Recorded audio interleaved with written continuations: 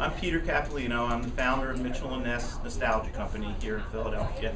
And Ray and John Rabick asked me if I would talk a little bit about jerseys as art. Of course, I consider jerseys also as fashion as well as art. So I decided that what I would do is talk about them, but not talk about famous baseball players. So my little discussion tonight's not going to really include Babe Ruth and Lou Gehrig and Stan Musial and Willie Mays and Mickey Mantle and Richie Ashburn and all the famous players. All I'm really going to talk about is something that I really love, which is the making of the jerseys and the jerseys that I consider beautiful. Now, on the screen, I have about 105 images that I picked out of over 2,000 that I have of what I thought were the interesting jerseys and the eccentricity of Major League Baseball and the individual teams and what they did over the years. And on the rack, I pulled some stuff from the Mitchell & Ness store so you could see a few of the pieces in person. I regret that over the years I didn't keep one of every jersey I made. Between 3 or 4 of us in this room here, we made about 1,100 baseball shirts, about 700 football jerseys, 200 basketball jerseys, and probably close to 500 jackets and warm-ups, all authentics and all recreations. Nothing that a fashion designer did. All we did was try to spec and recreate everything as accurately as we possibly could. So on the screen, I'm starting here with the 1913 Philadelphia Athletics. And as I said, each picture I'm going to show you has to do with why I like it. It has nothing to do with that they were the world champions. That is not the purpose of this talk today. I like this picture because of the sweaters and the 2 elephants on the chests. And there's a story that John McGraw in 1902 told Connie Mack his team was a bunch of white elephants and he's not going to play them. And he refused to play in the World Series. He refused to play the A's. Connie Mack said, "I'll show you." And he used the elephant as their logo and proceeded to beat John McGraw in a couple of World Series later in the 1911, 1913, 1914. So I used that as a first picture because I thought that was cool. I'll try and go through some of these quickly and talk about them. I can see them on my little screen while you're looking at them. This is a 1913 Philadelphia Athletics, and they wore that jacket on the bench, and I don't know if you can see them in the dugout. They have the jacket on, and they have elephants on the sleeve. And it was a very rare thing to see, but I'm working on researching Indian Navajo coats that were worn by major league clubs. That's the Philadelphia Athletics elephant in the early 20s. They actually had a black elephant for a period of time. I thought that was very cool. This is the last year of the Athletics in 1954 in Philadelphia. This was their last uniform. It was very pretty and chain stitch embroidered. And here they are as a Kansas City Athletics, and they kept the elephant on the ball. And today in the Oakland Athletics, all the way until 2012, you'll see that logo. There's Reggie Jackson, and I always liked Finley and his vests, but the very first vests ever worn in baseball were 1940 by the Chicago Cubs. And as we get into the Cubs, you'll see the very first vest. But I like the Reggie Jackson. And I had to show Richie Allen, and Wampum is where he was from, and that was his 1977 Oakland A's jersey. You can't do that anymore. The Brewers were first the Seattle Pilots, and they ripped off the Pilots and they put on the word Brewers for their first year. And I always liked the stripes on them, and I thought the Brewers lettering was cool. And they also had a blue flannel that was like a baby blue North Carolina blue flannel. This is the team of some people who are in here. Well, Al's there, I'm there. Russell's not here today. I was hoping to see Russ, but that was some of the Mitchell & Ness team back in the old days. That's the Brooklyn Dodgers' first shirt in 1890 with the lace front, and there is a shirt here, the Philadelphia Phillies' first shirt in 1883, has the same lace front. Old military sort of style that they wore. Okay, we'll quickly move forward here. Brooklyn Dodgers shirt from about 1914 or 15. I just like the Brooklyn going down the front. I thought it was very cool. Now, this is Wilbur Robinson, and this is 1916 when the Brooklyn Dodgers were in the World Series. And there is another Navajo Indian blanket coat that was a warm-up worn by the Brooklyn Dodgers, in obviously a colorized picture. Yes? Is there a reason we never made those? back at Mitchell & Ness? Yeah, because Pendleton made them, and I have to be honest with you, back in the days in the 90s, I wasn't aware of them. I only learned of them, and the internet and Google Chrome has helped me greatly. I was not too much aware of them in the late 80s and early 90s, or I would have tried to make them. Pendleton, in Pendleton, Oregon, was actually the maker and started making these coats in about 1909. But I wasn't aware of it, Ray. I wish I had been. That's the 1916, what we call window pane shirt that the Brooklyn Dodgers wore in the World Series. This picture, I just wanted to show you how things are not consistent. This is the World Series, but you can see the teeny little B on the player's chest on there compared to the bigger B that I had just a minute ago. So they had all kinds of sizes. In 1917 and 1918, the Brooklyn Dodgers and the New York Yankees, to support World War I, all came out with a red, white, and blue pinstripe. And this is the 1916 New York Yankees, but also in 16 and 17 the Brooklyn Dodgers. And that picture's from the Hall of Fame, and it's one of the rarest pictures you ever see. You can hardly ever see any shots of the alternating red and blue pinstripe. Brooklyn Dodgers in the 20s, in the early 30s with the B's on the sleeve. I thought that's a very cool shirt. This is Brooklyn in 1937. They got rid of Burley Grimes and they got rid of Casey Stengel, they hired Burley Grimes, and in 1937 the Brooklyn Dodgers colors was green, white, and tan. There's the tan shirt, and they wore it for 1 year, and they still stunk, and then they got rid of Burley Grimes, and they hired Leo Durocher, and they went back to the blue and white jerseys that we know today, where they never changed. So we had that 1 year jersey, which I thought was kind of cool.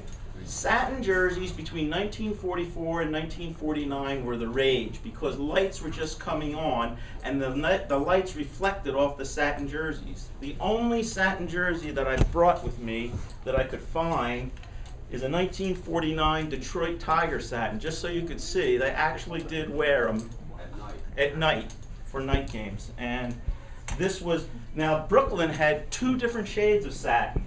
And my friend Tony Koki, who is the preeminent knowledgeable man, he had both. And this was a darker blue that they wore that same year as the lighter blue. 1949, Jackie Robinson wore it at night, at home.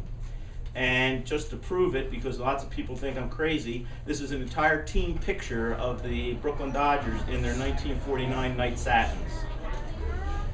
This is the jacket worn by the Boston Braves, the Miracle Braves of 1914. And it's again, an Indian Navajo pattern jacket. I think it's very, very cool. They also wore a sweater in that period of time, in addition to the jacket, with a full headdress.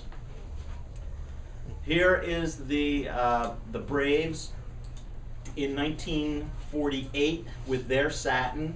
I had to show this picture because this is Hank Aaron in 1974 in his jersey when he broke Babe Ruth's record.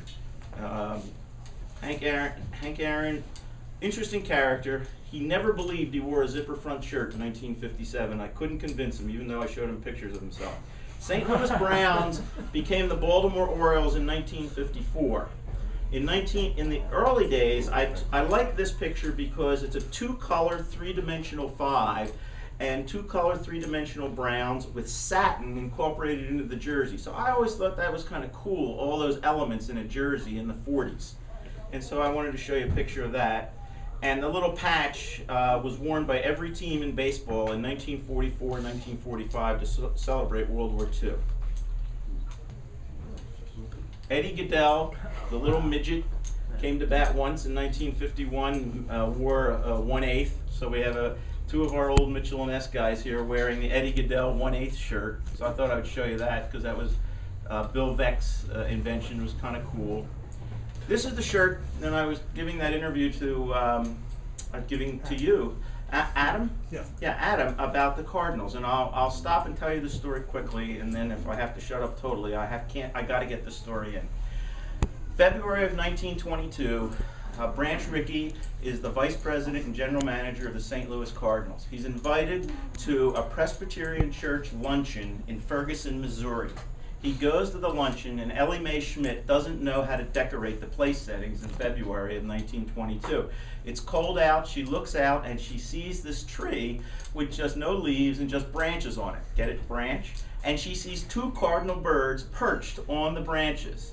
So she gets the idea, I'll cut off some branches, I'll cut out cardinal birds, they'll be the place settings for the luncheons to honor Branch Rickey and the Cardinals. He sees that in Ferguson, Missouri on a Sunday in February of 1922, and he says, that's our logo, and that's what it's going to be. And to this day, till they won the World Series this year, it has been that from the little visit that he made to the Presbyterian Church in Ferguson, Missouri. And this was the very first Cardinal shirt of 1922. This is a real one. So that's my favorite story, so I had to tell you. There's Stan Musial in his rookie year, wearing number 19. Here's a satin for the Cardinals. They were into the Cardinal satin too, into the satin. That's Sylvester Stallone's brother, Frank Stallone, in the store. So I took showed a picture of him. This is the Chicago Cubs in 1908 with their bear pet, and I brought the shirt just so you could see what the guys are wearing. These are old wool flannels with what we call a little minor sun collar. And of course the Cubs won the World Series in 07 and 08, but I like the shirt, but I like the bear better. Thought he was cool. Here's a 1907 road with Chicago going down the front. You might remember Brooklyn had shirts going down the front. This is a very cool shot because I was very rare. I never saw this Cubs sweater, and I like researching sweaters, and that C with the UBS in the Cubs sweater, I liked it, so I brought that in. This is the crowd again, wearing all the different Cubs shirts. This is the first Cubs vest in 1940. They were the first team to ever wear a vest, and this is the road vest with Chicago. And people think of the vest of the Cincinnati Reds, and they think of all the other vests that were worn, but it all started with the Cubs in 1940. There's Ernie Banks. I just had to have a shot of Ernie in there. There's Pete Rose in 1984 when he was a Expo. I like the Expos uniforms just because of the color, so I threw it in.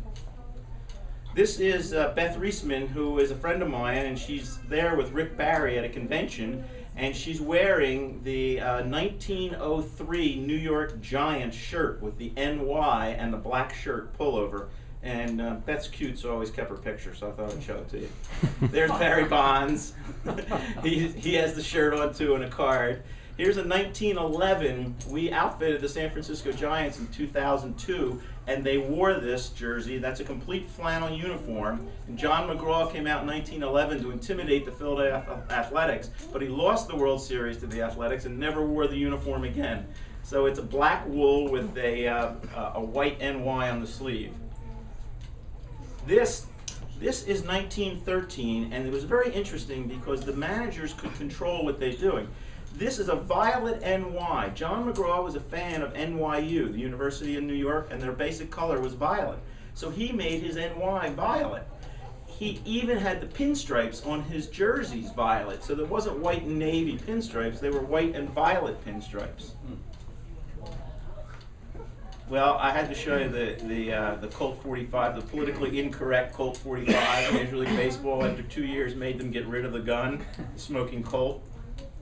And of course, this shirt launched our company into the hip-hop rap world. And what happened was when a couple of guys from Outkast saw this shirt and a few others, things started to really happen at Mitchell & Ness because of the wild Astro color. And the Astros wore this shirt for quite a while, from like 1975 to almost 1986. And this Jose Cruz one, obviously the Nolan Ryan one sold the best, but I like this one. It was very colorful for the period of time and very beautiful. And then you see the sweater that went with it, and I happen to have one here. I brought a sweater. So we remake this sweater, and very cool sweater. There's actually, for that Cruz jersey, when they first unveiled that, I guess it was the first year of the Astrodome, we made it at Mitchell & Ness. We did some research. There was a Astros hat. It was a white hat with an orange visor that they took team photos with, and it had an A on it with a shooting star on it. And they never wore it? Never worn on field. Oh my God. This is the Cleveland Indians in 1916, and it's a pinstripe shirt, but I thought I would show you They're the first team that experimented with numbers, and they wore numbers on their sleeve in 1916. Then in 1923, the St. Louis Cardinals wore numbers, and then of course, if most of you are baseball historians, you know that numbers then disappeared until 1929 when the Yankees did it, and it was the batting order, and that's why Babe Ruth wore number 3, et cetera, et cetera. The A's, the Philadelphia Athletics, they didn't want to wear numbers, so they refused to wear them at home, and they would only wear them on the road. And I don't think the A's wore numbers at home until 1933, because they said, our fans know who we are, why do we need numbers? I like the Indians just because of the Aztec coloring, the 1975 Indians with Frank Robinson, the first black player manager in baseball. I like the Mets because of the green color and the aqua look to that jersey in the 80s. This is Bobby Kelton and Rhonda from Up All Night. I don't know if you ever watched that series, Late Night USA Movies, and they were good customers and great friends. But the guy on the right is Don Steele, and he's in a 1901 Baltimore Orioles jersey with a yellow O, not an orange O, but a yellow O. They went out of existence and moved and started, and then what you really know of as the New York Giants, that franchise actually became the New York Highlanders in 1903. Okay. Padres shirt to honor the naval shipyard there, or the Navy base there. We would make this Padres shirt every year for the Padres. One of the all-time ugliest shirts, second all-time ugliest shirts. I like Dave Winfield, but you know it was because of the Crocs, or the Crocs. Yeah, the McDonald's people. 78 Padres. Oh my God. I was an intern with that team. Yeah, and there's one of your patches. That's Okay. There's Hunter Pence, and we put him in this this shirt. It's actually 1899. It's not 1900. Phillies. And he was on the cover of Philly magazine, I guess 2 weeks ago, or last week. So I thought you might want to see that, the Hunter Pence shirt. All right. Then we move on. All right, here we go. 1910 Phillies. I brought that because of the green color. I'm not sure why. I think if Jared was here, he'd tell me why, but I think they repainted the stadium seats all green, and they wanted to have them green. This is the 1915 Phillies. That's just the sweater that I like so much, and that's during the World Series.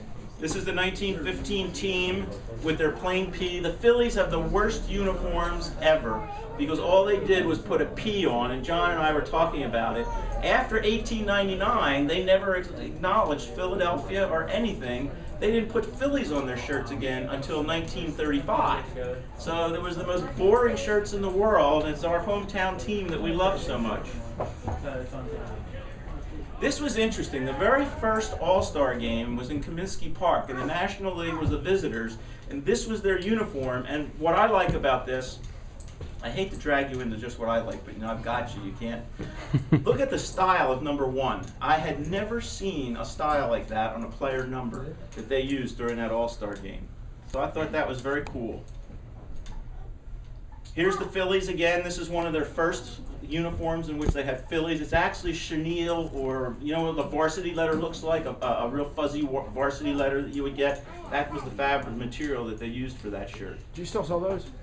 Yeah, there's some. No, that one there is all gone. This is in 1938. This is when the Phillies, when Connie Mack finally had to let the Phillies move into Connie Mack Stadium. He was so broke. He hated the Phillies, but he was so broke. In June of '38, he let them into Connie Mack Stadium, and this is the emblem of the Philadelphia Phillies organization that was on the sleeve of the shirt. And this was the color of the Phillies in that period, and they finally moved into Connie Mack Stadium. Okay, now, go. This is 1944, 1945, the Phillies Blue Jays. 1993, when the World Series were here, when the Phillies were playing the Blue Jays, the Toronto media just went crazy because they didn't realize the Phillies changed their name to Blue Jays for 2 years and used the emblem. And it was after 2 years, the students at Johns Hopkins University got a petition and said, it's our logo and it's our mascot, you can't have it. And so after 1945, it ended. Here's the 1948 team picture, and you know, I had to bring this because you guys all see the Phillies in this. They wear this more often than not. And we actually helped them design and sent them real ones. And this is that uniform that's up there where you see Cliff Lee on it for the 1948 home Phillies. This was the model for their uniform, is 1948. I think they liked that 48 because it was Richie Ashburn and Robin Roberts' rookie year, and they loved them so much. Yeah, Peter, the flannel shirts that you have, were they mainly made in Philadelphia at Maple, or this time they were? They were made by a company called McGregor Goldsmith out of Ohio. Philadelphia, though, did have the John Reach Company that made all the baseballs and everything for years and years. But Maple didn't make the original uniforms back then. Okay. All right, let me keep moving forward here. That's the Philly shirt. There's Mike Schmidt. That's the everybody. I don't know if you all know the story about the one game against Montreal that the Phillies wore these in 1979. Larry Christensen was pitching 5-0. He hit Gary Carter in the head, knocked him out. The Expos went crazy, and I think they lost the game like 10-5. The Phillies took off the uniforms and never wore them again, just for one game. May of '79. That was May of '79. And that was is that the Japan patch that's on Yes, there? yes, Yeah. it is. Yeah, it looked like a big parade. '79 Japan tour patch. there's Schmidt in the green uniform, in the St. Patty's Day uniform that I like. I had to show you this because this uniform changed the nature of all of baseball. In June of 1970, they opened Three Rivers Stadium, and what happened was the Pirates came out in the very first double knit uniform ever worn. And this was the beginning of the double knit era. But the scandal wasn't that. The scandal was that they had a Japanese company make the uniforms for them. I'm not sure if it was Mizuno. Yeah. Was it Mizuno or Mizuno? They had a Japanese company make them for them, and they got so much bad publicity. But after this happened, by July of 1972, the Boston Red Sox were the very last team to go to double knit uniforms. The whole world of baseball was double knit. No, 73, the Yankees and the Expos. Oh, really? 73, yeah. See, Morris, that's why I have all my staff here, because I can't remember everything. Thanks, Morris. Sure, Pete. Now let's see what.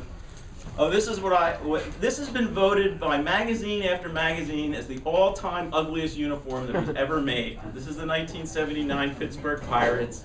It constantly gets voted that, so I thought I would show it to you. I don't think it's that ugly. I think it's kind of cool myself, but.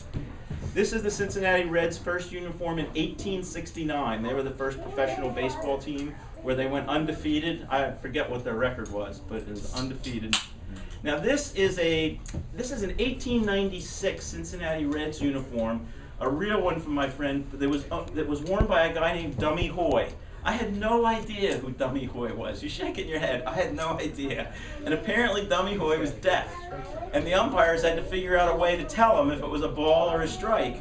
And that's how we got the ball and strike signals today, because of Dummy Hoy. And he was deaf in the late 1890s. That was a story from Tony. And that's Dummy's jersey. I put this one in just because in the early 30s, these guys are going to 2- and 3-color numbers and beautiful logos, and I just thought it was artistic, so I like that one. This is Ted Kluszewski's vest, Cincinnati Reds, and actually he cut the sleeves off of his jersey to create the vest, and then they came out with it. Here's Babe Ruth in 1918 in a sweater. Just thought you should see him in a Red Sox sweater. Here's the Red Sox in 1923 at opening day, and here's the real sweater. And one of my goals is to make that real sweater and duplicate it with all the belting and everything else that you see on that.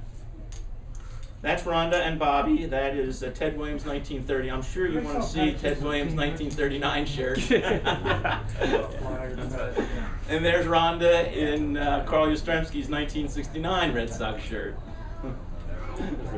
This is the Washington Senators in 1913 and 14.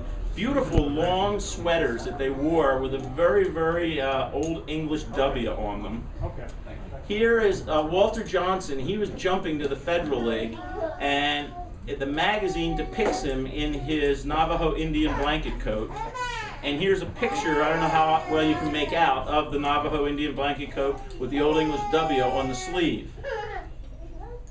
This is a Washington Senator shirt from 1955, and it had a two-color, three-dimensional W and 2. And I always thought that that was graphically beautiful, so that's why I put that in there.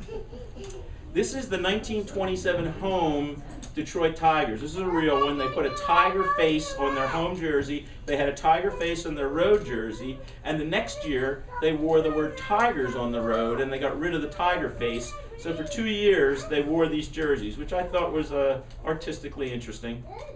This is the satin Detroit that I had here that I showed you. This is Rocky Colavito in his Detroit Tigers. It's very rare that the Tigers ever had the script Tigers in the front. We're back here to the Chicago White Sox. The Chicago White Sox, in my opinion, have the most beautiful uniforms that were ever created, and I brought a few here to show you tonight. This is one from 1910. This is one from 1913, and it has a little WS cadet-like military collar. This was a customer of ours back in the 90s at the store modeling it. This is 1916. Here we have, this is like 1917 on the road, and then the 1917 World Series, which I think, next to the Cardinals, is the most beautiful uniform they ever came out with. And they only wore this for the World Series. That doesn't happen anymore in baseball. Throughout the history of baseball uniforms, a lot of uniforms were made just for the World Series. Somehow my Cubs thing got missed, but I'll go back and show you that in a minute. Here's a sweater, and this is Eddie Collins in one of his sweaters. This is a sweater that I made representing that 1917 to 23. There's another player in it. Whenever I do a lot of these crazy things, people don't believe they were real or existing, so I have to really parallel and put real people in them so you see where I'm getting the inspiration from. This shirt is, this is a 1933 Luke Appling shirt. The one pictured I didn't have to bring, but they were experimenting with chain stitch embroidery and doing beautiful work, which I think are some of the most beautiful baseball shirts ever made during the period. And obviously numbers were becoming standard by then. Let's see, we're getting toward the end. That's the shirt that I just showed you. Of course, I don't know, this is the most ridiculous thing on the face of the earth. And they had Bermuda shorts that they wore for a month. It's just unbelievable, the White Sox. So I think I have a picture of Luzinski. I do, there he is. Greg Luzinski in it, in the road blue one. I also thought that was a horrible shirt too, and that's Seaver, but the shirt with the going across the chest, 85. Yeah, interesting, but this is the New York Highlanders. This is the 1903. This is the first year of the New York team. There's the jersey that we made, a black pullover, and we used to call it the Bones NY for that period. This is 1912. The opening of Fenway Park, and the first Yankee pinstripe ever was in 1912. And the Yankees are accepting some award here, and I really don't know what it is. And there's another shot of one of the players in 1912 in the first pinstripe that the Yankees ever wore. They stopped wearing the pinstripes right after that, and they didn't pick it up again until 1915. So for whatever reason, I don't know, 1913, 1914, they didn't wear it. This is a Yankee hat, which is very important because it's a hat that was worn, I think this is Home Run Baker, and it has the alternating red and blue stripe. There is no known Yankee shirt in existence like this. The only thing that's known that's in existence from this period is that hat. So without that hat, it would be very hard for me to justify, because they used the same fabric for the hats and for the jerseys. Were they the only team that did that for World War I, or were there any other teams? The Dodgers did it. The Dodgers. Dodgers did it. Okay. So we're getting to, that's just another picture. 1912 Yankees. There's the shirt from 1916. Oh, I showed this shirt.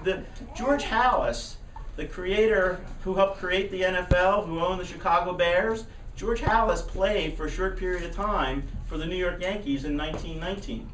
And the only picture we have of Halas is 1919 spring training, and they were wearing their 1918 uniforms. And in 1918, the Yankees wore the red, white, and blue stripe because of World War I. And we decided to make it for George Halas' son, the McCaskies, George McCaskey. And so this shirt's on display at their training facility in Chicago. All right, let's see. That's the sweater for the 1925 New York Yankees. I had the real one, belonged to Whitey Witt, and I was telling some of the people here, Whitey Witt was Babe Ruth's spring training roommate, and he had in his contract no roommates during the regular season. He was the only player on the Yankees that had in his contract no roommates, but Whitey Witt was his spring training roommate. And I don't know if, did you guys remember seeing the real one when it came in the late 80s, early 90s? The Whitey Witt sweater. So we photographed it a bit, yeah. And that's how we were able to make this one. And actually, this is a team photo of the Yankees in 1925. I had never seen this team photo until about a year ago. You know, I just went on individual pictures and on what I was told and on the collectors who knew a lot more about this stuff than I do.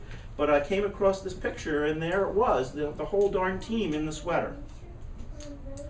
I had to show you one shot of Babe Ruth because a little piece of trivia that 3/4 of you people in this room know this, but a lot of people are shocked. In Babe Ruth's entire career, he never wore a Yankee NY on his jersey. He came to the Yankees in 1920. He left the Yankees in 1934. They didn't put an NY on the front of their jersey until 1935.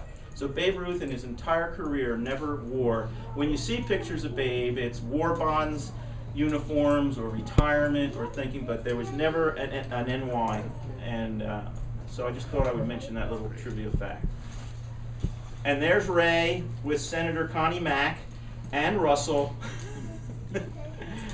and me in the background, and another young man, Chaim Bloom, who I think Morris brought to us, you know, all at the store. This was during the 2000 presidential Republican campaign convention that was here in Philadelphia. This is a real sweater from 1905. This is a Detroit Tiger sweater. It was made by Stahl and Dean. I only have 2 pictures of it in existence. The 1917 Chicago Cubs wore it, and we have pictures of the 1905 Detroit Tigers. Now, 1905 happened to be Ty Cobb's rookie year. So we're trying to figure out, the sweater I think is too small for Cobb. So we're trying to figure out what player might have worn it. Tony Koki, who is our really big-time collector and reference that we've been using for years, he bought this from a man who had a Ty Cobb collection, a vast amount before the man passed away. So we're working on trying to see, I know it's just too small for Ty Cobb, and I do have good pictures of it in 1917 with the Cubs, but we want to find more Detroit Tiger pictures. It's very real. Norma Reichert, who makes all my sweaters in Maine, can't figure out how to make it. I have another sweater maker who is in Lima, Peru, who is working on it, and they can't figure out how to make it. It's just a beautiful old piece. Is there any chance it just got smaller from Ty Cobb over the years? Well, it could have, but it could have shrunk down a little. But Cobb was a big guy. I didn't realize how big. I mean, Cobb was like maybe John's size. Big guy. I didn't realize he was. You know, I was all excited. I thought he could have fit into it. Oh, you know what? Before I stop, I think did I show you every Phillies uniform? I did, but I didn't show you this one Cubs uniform. And this is another example of the Cubs in, it's either 29 or 32. I don't know. Can you remember, Russell? 32. 32. They just made this uniform for the World Series. This stuff doesn't happen anymore. They made these beautiful uniforms for this period. Oh, and I brought a swatch book. If any of you are curious about what real fabrics felt like, this is a swatch book of all the baseball fabrics from 1932. So I'll just leave it up here. And if you're wandering around, you want to see what they really lived in. It's really something to feel the weight and see what it's all about. Okay, thanks, guys. Thanks, Peter. Good job.